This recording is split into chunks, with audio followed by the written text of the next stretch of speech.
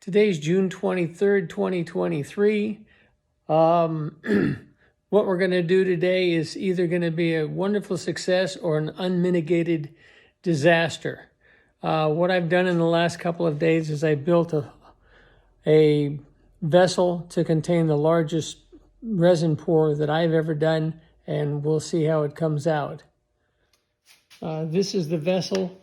It's a piece of 6-inch plastic pipe. I made ends for it, and I sealed it, hopefully that it won't leak. Down inside are 2 burls, one on either end, and I'll fill the resin in between, and then it'll be a cylinder when it comes all apart, which is going to be a whole issue all within itself of what's going to happen when I take it apart. But eventually, hopefully, we will get it turned into a large 6-inch sphere. In order to do it, I'm going to put it in a pressure pot. In case it leaks, I've put a plastic bag in here to try to catch any resin that may leak. I'm hoping that it won't, but again, we will see. I've now put the vessel in the pressure pot, and I put a plastic bag in there just in case any of my seals leak, because I don't need that extra resin leaking into the pressure pot and ruining it. Time to mix the resin. I'm getting ready to mix the part A and the part B. I'm looking at it, hoping that I've got at least 32 ounces, because that's what I've calculated the internal volume to be. So we'll pour it and see how much we have. Well, I mixed up 32 ounces. That was the calculation that I came up with, and I got it poured, and it's in the pressure pot at 60 psi. And it needs to be in there for at least 4 hours. So I won't know whether there's any leakage. If there is, I'll try to, hopefully I can add some extra on the top, and we'll just see how it works. What an exciting day. Well, it's been a little over 3 hours, and I'm going to check the pressure pot to see if I need to add more resin. We'll let the vacuum off and the pressure off.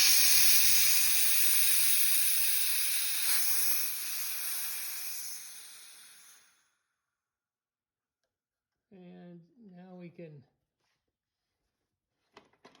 undo it here, and we'll have a big reveal here to see if any of it leaked out. You know, we're hoping that it didn't, but you know, when you put something under pressure, you've got to make sure you've got some good substantial clamps holding it down, because if this thing exploded when it was under pressure, there would be a world of hurt. So here we go. 3, 2, 1. Alrighty. It looks like it sunk down there. I think I can see some down at the bottom, but I'm not sure. I'll add another 8 or 10 ounces and put it back under pressure.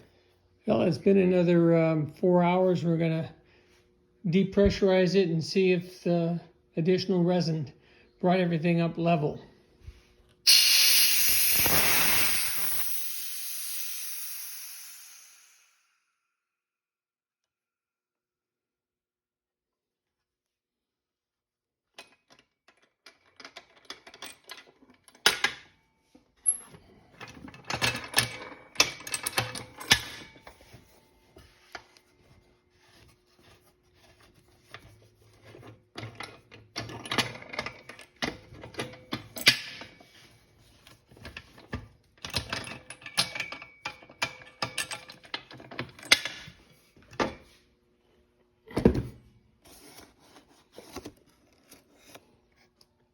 Well, it looks like it didn't recede too much, so we'll let it sit for a day or so, and then we'll, let me see if I can take it out of here.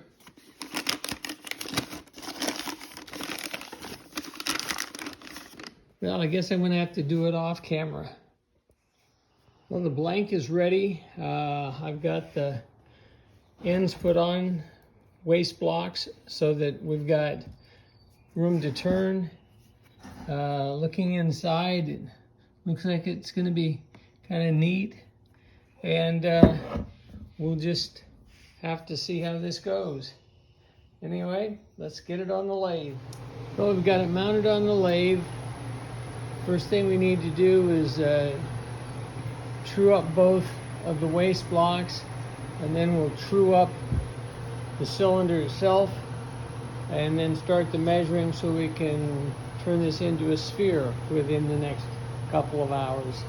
The tools we'll use are the special Sorenberger calipers, and then some other calipers for measuring, because I do all of this by millimeters to try to get the most accurate measurements. Anyway, let's see what happens.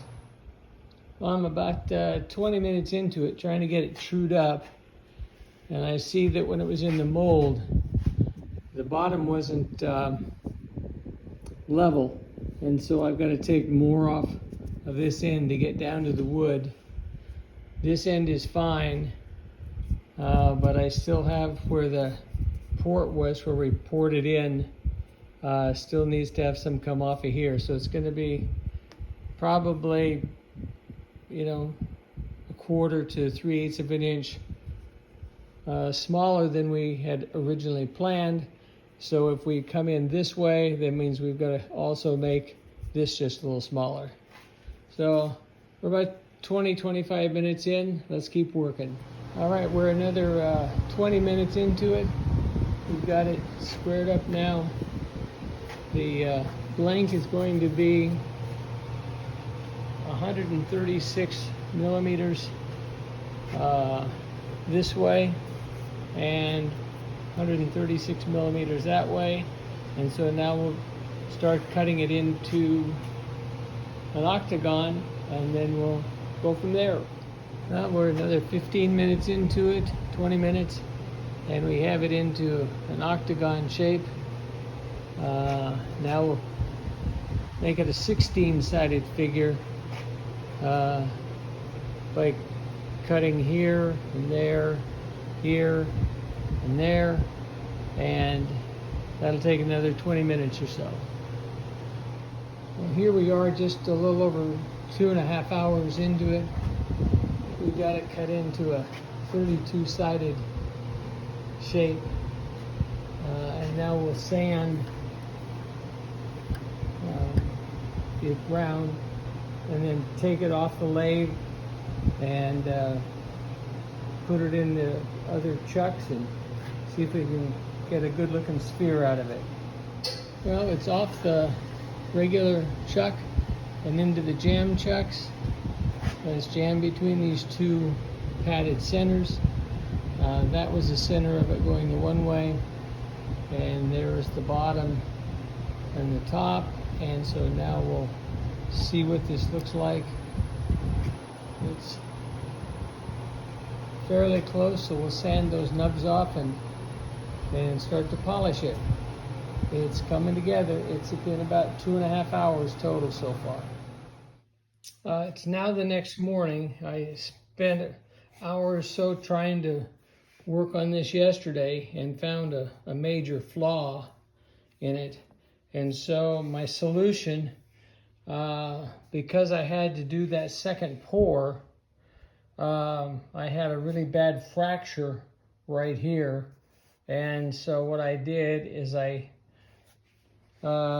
just sanded off that corner, which is kind of interesting because it gives a really nice window right into the center of it. And this is especially important after it's been exposed to light and is glowing. So Anyway, I'll keep working on the polishing today and see if we can't get it there. So now I have it on the vacuum chuck, and I'm polishing this lens, trying to get all the imperfections out, and I'm hitting it with these different sanding pads that go up to about 18,000 grit, and then I'll polish it on the polishing wheel. So it's coming along. Well, this is the last step. Putting some Renaissance microcrystal wax on it, and put it on there, and then buffed it real good, and it's just about ready to be done.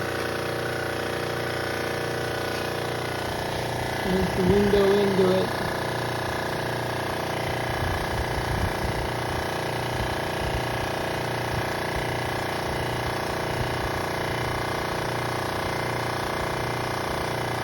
I think it's going to be pretty neat. Hope everybody enjoyed. Well, the sphere is complete, and it's sitting on my desk.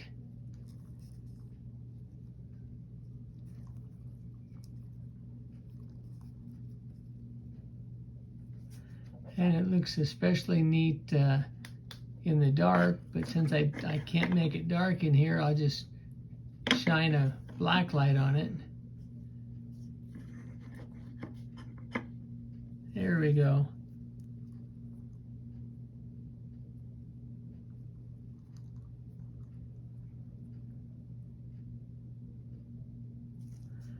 Anyway, kind of a neat desk ornament, and I'm pleased with the way it came out.